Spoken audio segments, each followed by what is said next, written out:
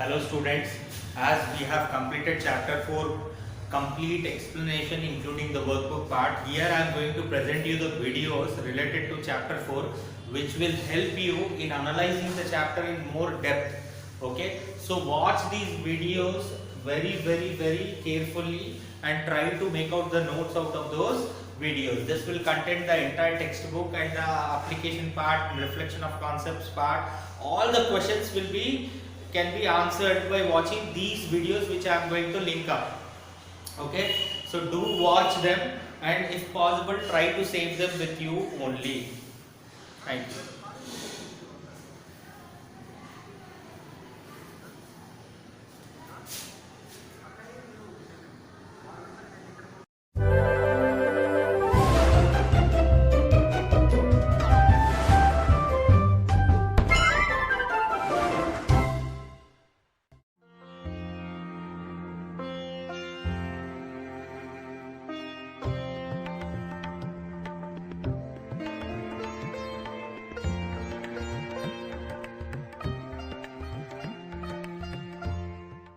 Sanya, a 13-year-old curious city girl who studies in class 8.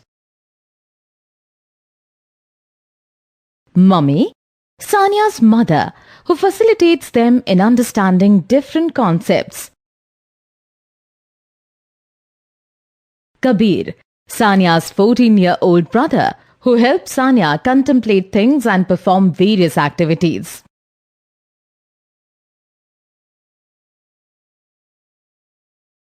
In Sanya's house, there is a room on the roof in which the junk of the house is stored. Sanya uses this room for conducting her experiments. Sanya notices that the door of that room is broken.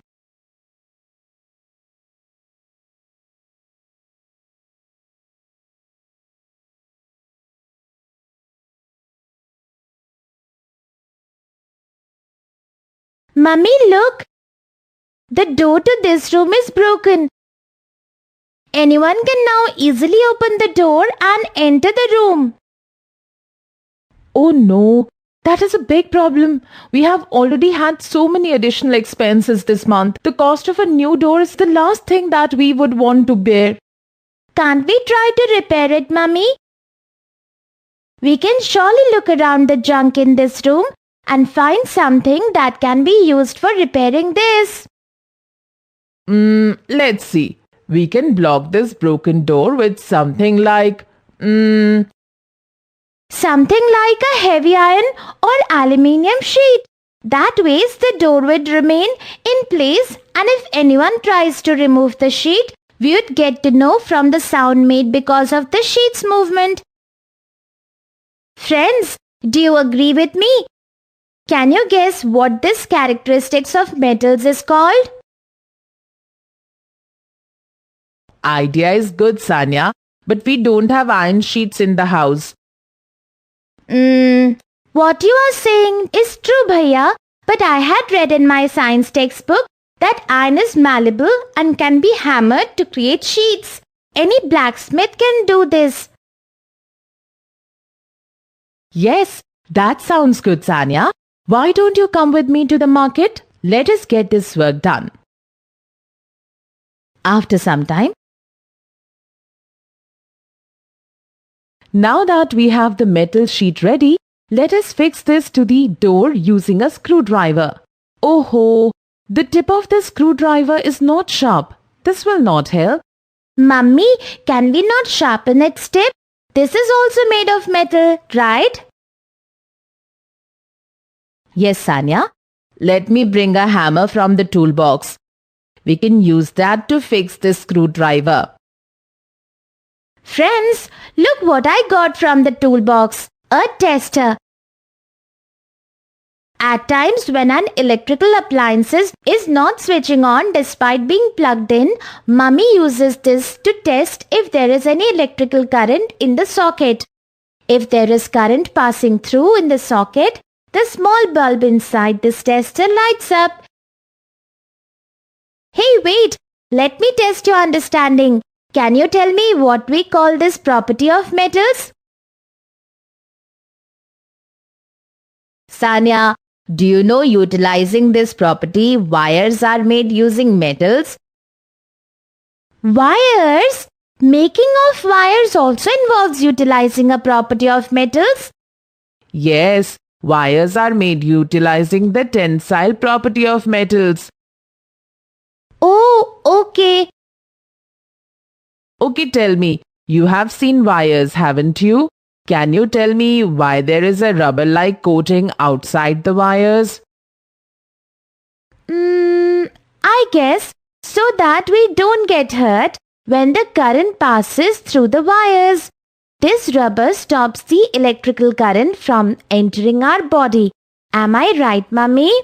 Absolutely, Sanya. I guess metals have lots of properties. That is why you can make so many things using them.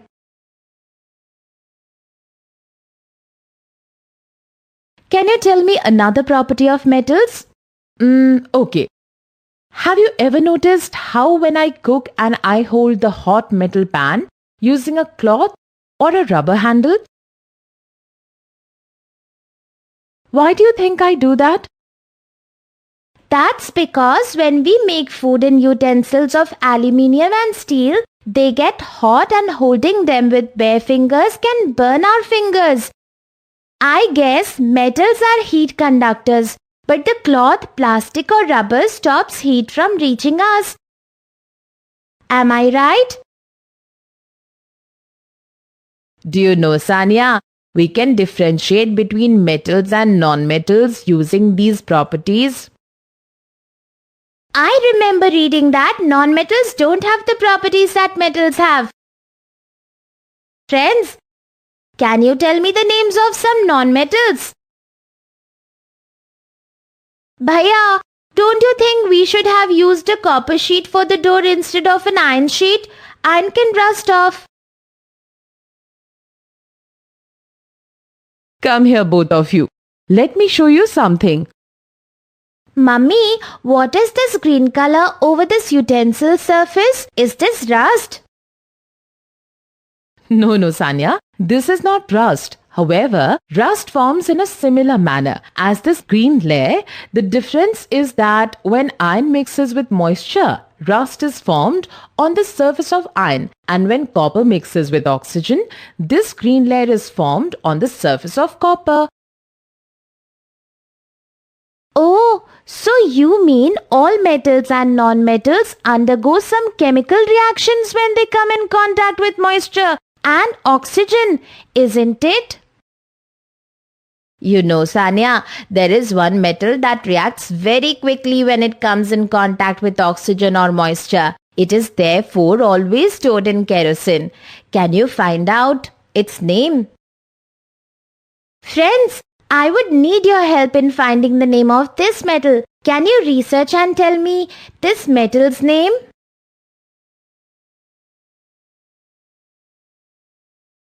Bhaiya, when I was in the chemistry lab in school last week, I saw that phosphorus was kept dipped in water.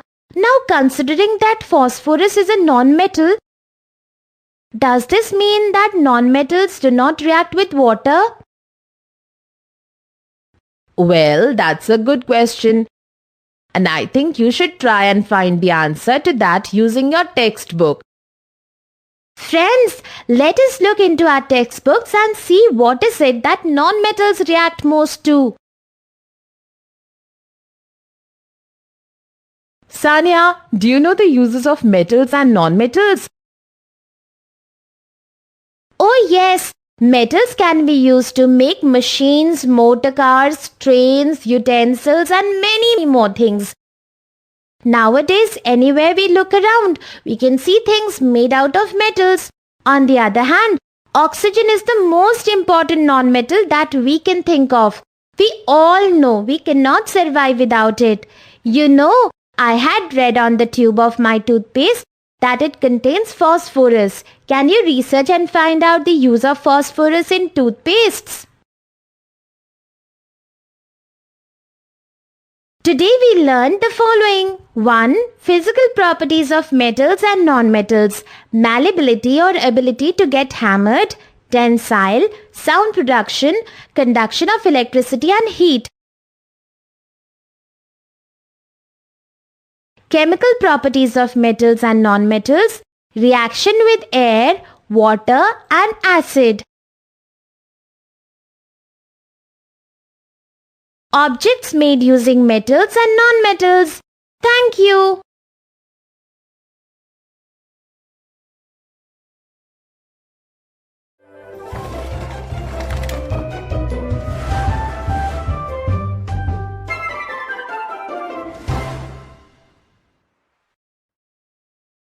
Introduction.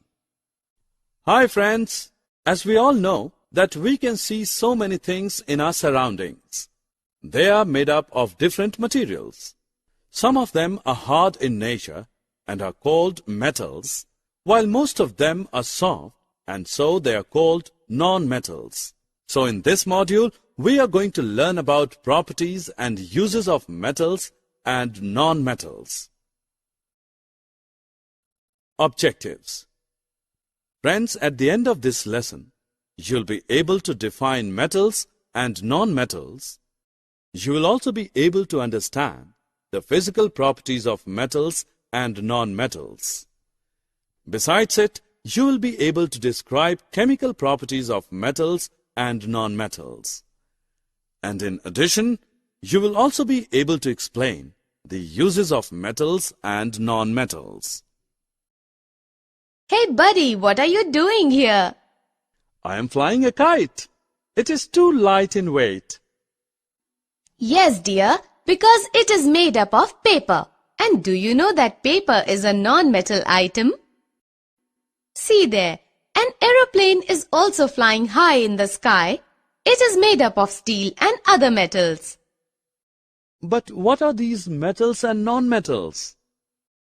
Friends, we use many things in our daily lives. These are made up of metals and non-metals. Dear, now let's know about their properties. At first we know about the physical properties. The first property of metal is its malleability. By this property, the metals can be beaten into thin sheets. Non-metals don't show this property. Next property is conduction of heat. Metals are good conductors of heat and electricity, while non-metals are poor conductors. The property of metal by which it can be drawn into wires is called ductility. It is the third property of metals. Non-metals don't show ductility. Now let's talk about another property of metals, that is sonorous. Metals produce ringing sounds when they struck, so are said to be sonorous. The materials other than metals are not sonorous. So friends, by these properties we can say that metals are hard, lustrous, malleable, ductile, sonorous, and good conductors of heat and electricity. Iron, copper, aluminium, calcium, magnesium, etc. are the examples of metals. Non-metals like coal and sulfur are soft, dull, non-ductile, non-sonorous, non-malleable, and poor conductors of heat and electricity. Sulfur, carbon, oxygen, phosphorus, etc. are the examples of non-metals. Friends, after discussing about physical properties of metals and non-metals, let's know about their chemical properties. Metals like iron, copper, magnesium, etc. react with water and make their oxides. These oxides are basic in nature. Now we talk about the non-metals. Sulfur reacts with oxygen, giving the sulfur dioxide gas. Oxides of non-metals are acidic in nature. Another chemical property of metals is reaction with water. Most metals react with water vigorously or slowly. Sodium is stored in kerosene oil due to its highly reactive nature with air. Non-metals do not react with water. Phosphorus highly reacts with atmospheric oxygen, so it is stored in water. Now let's know about the reaction of metals and non-metals with acids. Metals react with acids and produce hydrogen gas, while non-metals don't react with acids. Friends, you'll be surprised to know that like acids, metals also react with bases and produces hydrogen gas. Non-metals react with bases complexly. Besides these chemical reactions, metals also show the property of displacement reactions. We can see a displacement reaction here in which one metal is displaying another metal from its compound. Friends, let's check your understanding by this drag and drop activity. Dear, till now we have learnt that what the physical and chemical properties of metals and non-metals are. Now let's move on another important topic, that is, what are the uses of these metals and non-metals? As we know that metals are hard in nature, so they are used in making machinery, automobiles, aeroplanes, trains, satellites, industrial gadgets, cooking utensils, water boilers, etc. Non-metals are not so hard, so they are used in fertilizers, water purification process, life-supporting air, crackers, and purple-colored solution as an antiseptic on wounds. Summary. Let us summarize what we have learned. Metals are hard, lustrous, and malleable in nature. Metals are ductile, sonorous, and good conductors of heat and electricity. Iron, copper, aluminium, calcium, magnesium, etc. are the examples of metals. Non-metals are soft, dull, and non-ductile in nature. Non-metals are non-sonorous, non-malleable, and poor conductors of heat and electricity. Sulfur, carbon, oxygen, phosphorus, etc. are the examples of non-metals.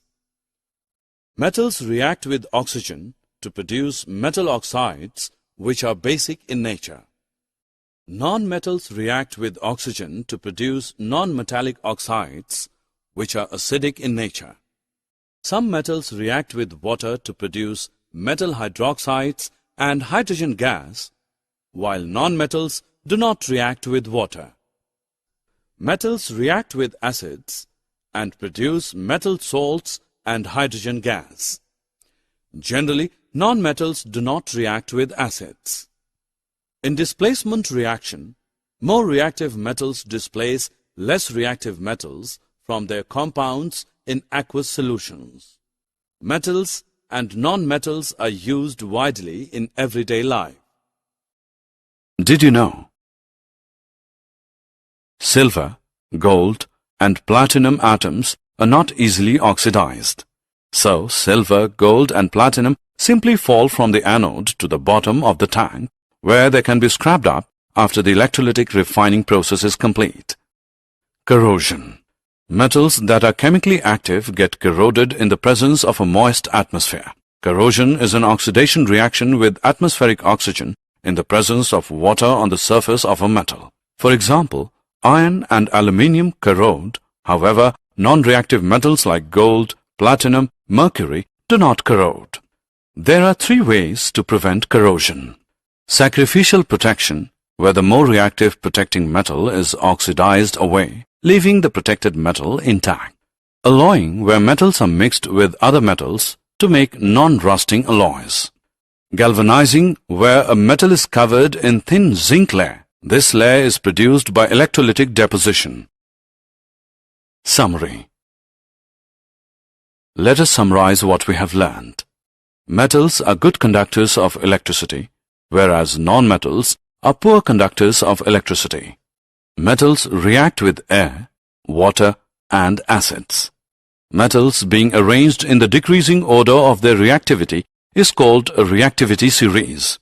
The transfer of electron from the atom of an element to the atom of another is called an ionic compound. Metals are extracted from ores. The most widely used method for refining impure metals is called electrolytic refining.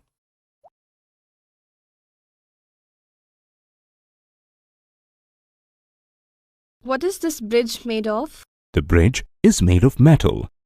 Why do they use metal for making bridges? Well, in olden times, people made bridges and buildings with wood. But none of these bridges and buildings lasted long. Structures that are made of metals or use metals to form the skeleton of the structure are strong and durable. That's one of the reasons why metals are used so widely for making almost everything that we see around us. In this lesson, you will learn about metals. By the end of this lesson, you will be able to list the uses of metals, list the physical properties of metals, and list the chemical properties of metals. Metals are used in making machinery, automobiles, aeroplanes, buildings, trains, satellites, gadgets, cooking utensils, water boilers, etc. Are all metals hard, strong, and durable solids? No. Sodium and potassium are soft metals that can be cut with a knife. And mercury is a liquid metal. A liquid metal. Can metals be gaseous too? No. There are no gaseous metals. Dad, why are those thick wires carrying electric power made of metal? Is it because the wires need to be very strong? Yes, those wires need to be strong. But there is a more important reason why those wires are made of metal. You see, metals conduct electricity very well. Non-metals don't. That is the most important reason why wires that carry electricity are always made of metal. Haven't you noticed the wires attached to all electrical and electronic gadgets, such as toasters, television sets and computers? Speaking of gadgets, why is the base plate of an electric iron made of metal? It is not supposed to conduct electricity. The metal base in an electric iron is for conducting heat, not electricity. Metals are also very good conductors of heat too. That's why cooking utensils, irons, heaters, etc. are all made of metals. Besides, metals can be easily shaped into wires. This property of metals is called ductility. Dad, what is that man doing? He is a blacksmith, and he is hammering the red-hot piece of metal into a flat tool. Metals can be easily shaped into thin flat sheets.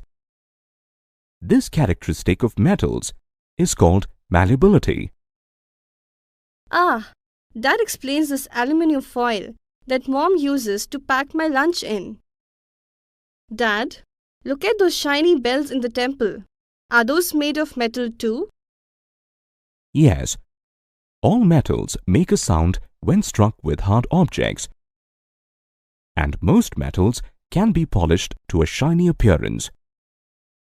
That's why gold and silver jewelry shine so much. Dad, how do I distinguish metals from non-metals?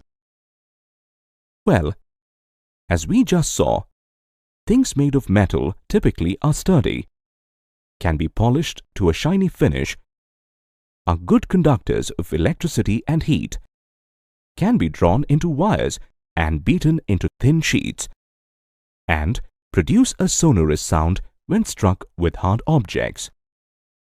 Dad, why has this iron rod turned like this? It's rusted. Iron reacts with atmospheric oxygen and moisture to form iron oxide, which is commonly known as rust. Metals react with other elements in a variety of ways. Metals burn in the presence of oxygen to form metal oxides, which are basic in nature. For example, if you burn a strip of magnesium, magnesium will burn in oxygen to form magnesium oxide. Magnesium oxide dissolves in water to form magnesium hydroxide, which is basic in nature. Similarly, when a copper vessel is exposed to moist air, a green coating forms on its surface. The coating formed is a mixture of copper hydroxide and copper carbonate. At last, I've found them. What are these? Oh, iron nails. These nails got rusted too. Yes, the nails have rusted because of the moisture present in air. Metals react with water, but all metals do not show the same kind of reactivity. For example, sodium reacts vigorously with water and oxygen and produces so much heat that it catches fire. That's why sodium is stored in kerosene, to prevent it from coming into contact with moisture and oxygen. Let's try an experiment. Take a trough. Fill half of it with water. Now, carefully cut a small piece of sodium and dry it using a filter paper. Then, wrap it in a small piece of cotton. Place the piece of sodium in the water trough. You will observe that sodium reacts vigorously with water, catches fire and moves about in the water, making a hissing sound. Now, touch the trough. It's hot. So, now you understand how much heat was produced in the reaction. When you introduce a red litmus paper, it turns blue, indicating that the solution formed is basic in nature. Be careful. You should stay away from the water trough during the reaction. It gets very hot. What are you doing, Father? I'm cleaning this tap with a lime peel. The tap is looking dull because of the deposits of calcium salts in water. Ah, the tap is shining now. How did that happen? Lime juice contains citric acid. Acids react with salts of metals. The citric acid of the lime juice reacted with the calcium salts on the tap, and now the tap is clean. Metals react with acids, such as hydrochloric acid and sulfuric acid, to give out hydrogen gas. Let's try an experiment to understand how this happens. Let's take 4 different metals: magnesium, iron, aluminium and copper in 4 different test tubes A, B, C and D respectively. To these test tubes, we add 5 ml of dilute hydrochloric acid or sulfuric acid using a dropper. We now heat the test tubes gently using a Bunsen burner. Hydrogen gas is liberated. But how do we know it's hydrogen? To test the gas, we introduce a burning splinter near the mouth of the test tube. The splinter is put off with a pop. It shows that the gas is hydrogen. From this, we can conclude that metals react with dilute acids and liberate hydrogen gas.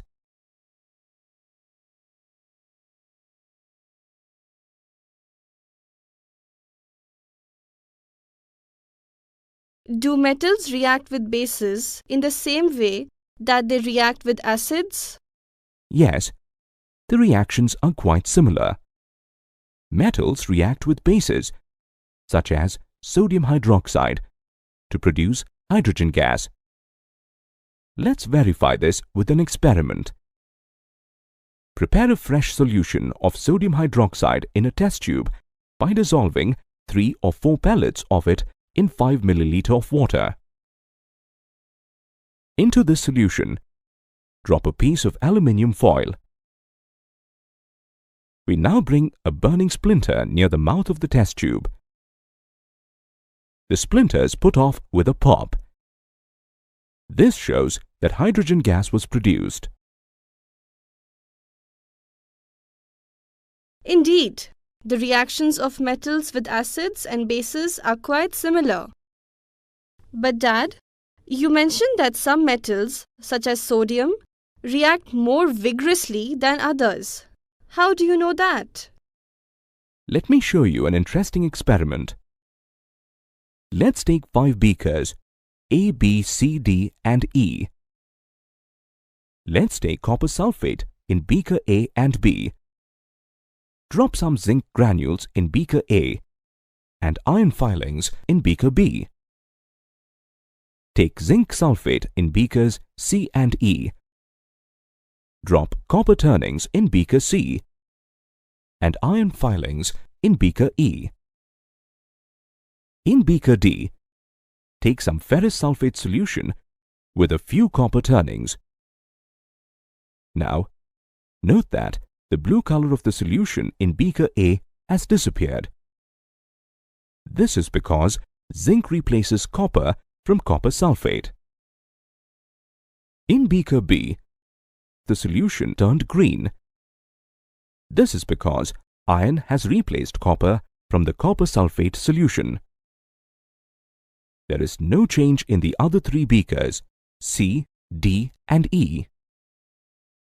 This brings us to the end of the detailed session on metals, their appearance, behavior and uses in our day-to-day life. Now, you should be able to describe the physical and chemical properties of metals and list their uses.